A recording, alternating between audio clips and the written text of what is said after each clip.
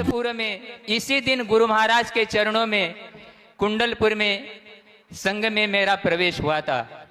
लेकिन प्रवेश करने के लिए बहुत परीक्षा ली आचार्य महाराज जी ने, जल्दी अनुमति नहीं प्रदान की। बार बार जो भी अब गुरु का विषय है वो कैसी क्या परीक्षा करना, बार बार प्रार्थना करने के बाद फिर उन्होंने आशीर्वाद दिया। वो आज का दिन है मगसिरवदी कृष्णा दूज। महीना तो वही है, तारीख भले ही बदल गई, नवंबर में माह था। उसके बाद हम लोग बढ़िया जी गजरत के लिए आए थे, 19 नवंबर को विहार हुआ था।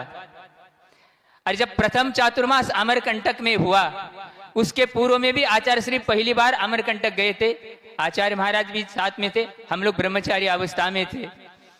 तो लोगों की भावना ये थी कि वहां इतनी सर्दी पड़ती है तो कम से कम आचार्य श्री फरवरी के बाद मार्च में प्रवेश करें। लेकिन बोले कौन आचार्य महाराज के सामने? और आप यकीन नहीं करोगे, 15 जनवरी को वहां प्रवेश हुआ था 94 में, जहां गाड़ी पे बर्फ जमती थी। और पहले ही प्रवचन में गुरुदेव ने बोला था, इस अमरकंटक में भोगी लोग तो गर्मी में आते, लेकिन योगी तो सर्दी में ही आएंगे। क्या गुरु महाराज की साधना थी। और वहां से फिर कोई ऐसा प्रसंग नहीं था कि यहाँ चातुर्मास हो सकता है। लोग कहते थे महाराज यहाँ पर तो बनियान चड्डी जो है 1 हफ्ते में सूखते, यहाँ चातुर्मास कैसे करेंगे। और योगायोग से मेरा स्वास्थ्य अनुकूल नहीं था, आचार्य श्री के पैर में भी दर्द हो रहा था। और उसी में वहां पेंड्रा के लिए जाने का प्रसंग आया तो गुरु महाराज जी ने कहा कि आप 2-3 लोग यहीं रुको, ठीक है, आपका स्वास्थ्य अनुकूल। आचार्य से हमने कहा आपके लिए पैर में भी, लेकिन कहने लगे ठीक है मैं बाद में संकेत दूंगा। और जाने के बाद पता चला कि आचार्य श्री के लिए वहां किसने बोला कीड़ा काटा। हमने सोचा क्या चीज है ये, हर्पिस तो नहीं यार, हर्पिस ऐसा आप यकीन नहीं करोगे, मेरी जैसी काया उनकी 10 दिन में हो गई थी आचार्य महाराज की। एक कदम नहीं, हर्पिस जोस्टर, समय नहीं बचा, वहां चातुर्मास हो नहीं सकता।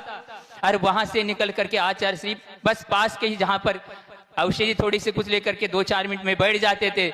लेकिन मैंने महाराज जी कहा आचार्य श्री अमरकंटक आएंगे। और आप यकीन नहीं करोगे, जहां 100 मीटर चलना, पहले दिन आचार्य श्री ने 10 किलोमीटर विहार कर दिया।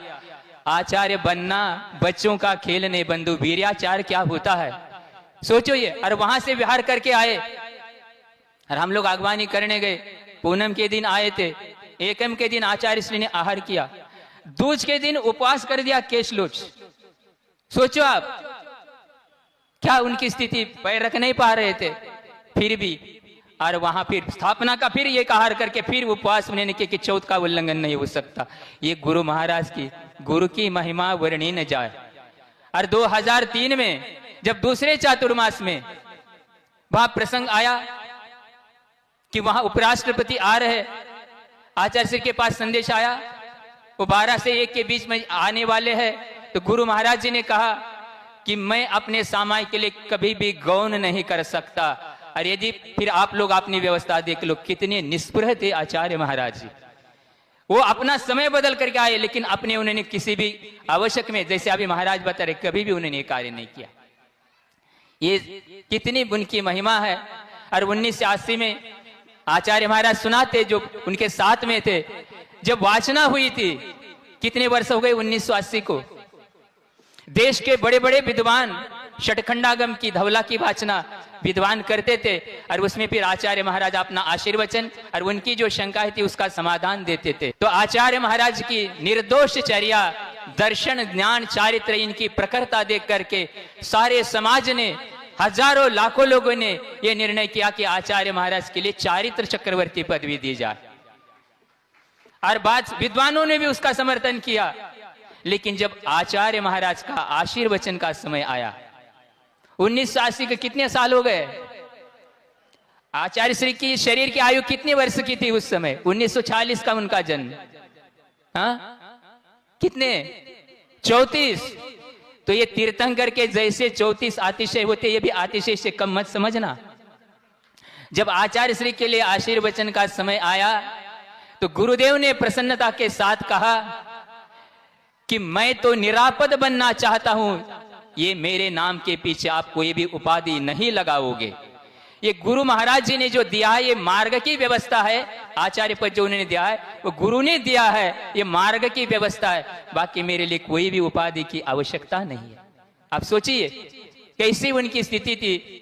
जब आचार्य महाराज जी ने 1995 में भी हम लोगों को कुंडलपुर में आचार्य महाराज जी ने क्षुल्लक दीक्षा दी। गुरु महाराज के लिए निवेदन किया, गुरुदेव सब लोग कह रहे क्या ये दीक्षा हो रही, लेकिन हमने कहा आचार्य श्री पहले तो 10 प्रतिमा आपने दी, अभी 11 प्रतिमा दे रहे, ये दीक्षा है कहाँ? आचार्य श्री मुस्कुरा रहे थे। हमने कहा दीक्षा तो आपके जैसी चाहिए, लेकिन जो भी गुरु की आज्ञा है। और उस साल भी 19 नवंबर को ही कुंडलपुर से विहार करके हम लोग तारंगा गए थे। ये आचार्य महाराज का अंतिम चातुर्मास है कुंडलपुर का, कई बार गए, महोत्सव हुए, सब कुछ बातें हैं। और वहां जाने के बाद आचार्य श्री ने ज्ञानार्णव ग्रंथ पढ़ाया था।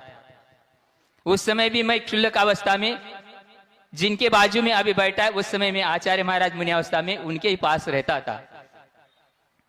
उसमें कारिका दी शुभचंद्र महाराज जी ने, धन्यास्ते मुनि मंडलस्य गुरुता प्राप्ता स्वयं योगिन शुद्धतेव जगत्रयीशमवता श्रीपादरागांकिताम तेषां संयम सिद्धय सुकृतिनाम स्वप्नेऽपि येषां मनो नालीडं विषयेर्न काम विशिके नेवांगनालोचने। क्या इस कारिका में जिनके पदरस से सारी धरती पवित्र होती है, और कितने भी यौवनवती स्त्रियों के नेत्र कटाक्षों से इनका भी आचरण कभी भी विचलित नहीं होता, ये स्वयं ही मुनि संघ के नायक बने हुए, ये योग्यता उनके अंदर स्वयं थी। सोचो आप ये, और ऐसा चरित्र। समय हम ज्यादा नहीं लेंगे क्योंकि कल भी हमने थोड़ा बोला था। अंतिम एक बात, ये मेरी व्यक्तिगत श्रद्धा है, उसके बारे में बोलना चाह रहा हूं। ये बात 2 वर्ष पूर्व में भी जहां हम पर महाराष्ट्र में आचार्य गुरुदेव के सानिध्य में पंचकल्याण हुआ था परभणी में, वहां पर भी मैंने बोली थी। अरे वो भी आगम के आधार से ही मैं बोल रहा हूं। वर्तमान में लोग कहते हैं कि वर्तमान में रिद्धि नहीं होती, लेकिन मेरा कहना होती है। अरे उसके लिए अकलंग देव ने तत्वार्थ वार्तिक में आर्याम लेशा से जो 3रे अध्याय का सूत्र, इसकी व्याख्या में जो रिद्धियों के भेद बताए ऋषियों के 63 रिद्धियां जो आप बोलते हैं, उसमें घोर ब्रह्मचारी तो एक रिद्धि है। घोर ब्रह्मचारी तो उसका नाम है जिनका स्वप्न में भी कई उनके ब्रह्मचर्य में दोष नहीं लगा, वो है घोर ब्रह्मचारित्व। और ये मेरा विश्वास है, ये रिद्धि आचार्य महाराज के पास थी। इसी का ये प्रभाव है सारे संसार में।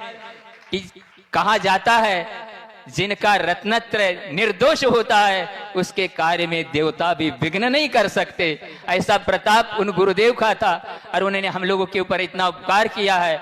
अरे उन्होंने जो सहज, जैसे निसर्गज और आदिगमज सम्यक्तों के भेद आते हैं, वैसे वो निसर्गता ही साधु थे, निसर्गत से ही जीते थे। उनके जीवन की सरलता, सहजता और क्या क्या उन्होंने अपने जीवन में किया है, वो बखान करने का अवसर नहीं है। लेकिन वो ऐसे ही संत थे कि जिन्होंने अपने जीवन में प्राणी मात्र के कल्याण के लिए और सबके लिए अपनी कभी भी उन्होंने चिंता नहीं की, सारे संघ की चिंता की। कितने कितने बार बुखार आया, कितने बार अस्वस्थ हो गए, लेकिन जैसे क्या 1917 में जब आचार्य श्री निष्ठापन का समय आ गया, हम लोग राजस्थान में थे, वहां प्रसंग आया, उपवास करना था। आचार्य श्री का स्वास्थ्य बिल्कुल अनुकूल नहीं था, कुछ भी नहीं। एक भी महाराज जी ने उपवास नहीं मांगा, ये वास्तविकता हकीकत है। तो कौन बोले आचार्य श्री के सामने?